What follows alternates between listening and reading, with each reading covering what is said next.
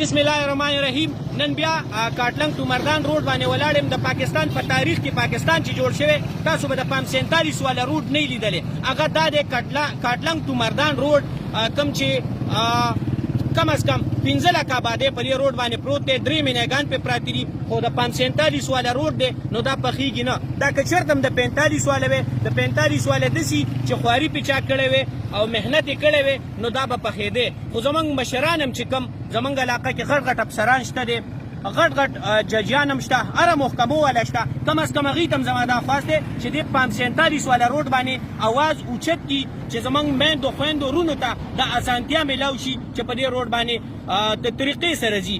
بل اسپتال ته ورشه راشه، دلته سروې وکړه، دلته به د سینې مریضان، د زکام مریضان 99% د دې روډ د لاسه دلته دا مریضان جوړ شوي دي.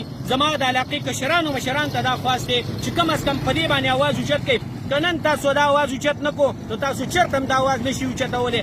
الله دې زموږ مشران ژوندي ساتي. کوم چې پخواني وو هغه د 45 والو او دا اوسني چې کوم دي دا هم د 47 واله دي. کم از کم زما دا درخواست دی صوبایي حکومت ته، د خیبر پښتونخوا حکومت ته، چې په دې باندې زر ته زره کار چالو کړي او که کار یې چالو نه کو نو انشاءالله تعالی د دې نه پس به د مس قلندر ورکو او دا روډ دی بیا د چا هغه پلار تکلی شي موږ نه دې کولاو کړي. موږ چې د علاقې دپاره نه راوځو نو نور به د چا دپاره راوځو. هر یو سړي ته زما دا خواست دی چې دا د سوشل میډیا خلک دي، دا په 47 باندې راغلي دي. که دوی چېرته هم په 45 باندې پاس شوی وی، 45 والا داسې چې کار کوي او ګرځي د عوامو په اوټ باندې راشي. دوی وروره په 47 باندې دوی ته پته ده چې موږ داسې په 47 پاس شوي موږ له عوامو اوټ نه دی راکړی. نو کم از کم د عوامو در په زړه کې واچوئ او زموږ په دې روډ باندې کار چالو کړئ. دا به درله ډېره ښایي. مهرباني جي.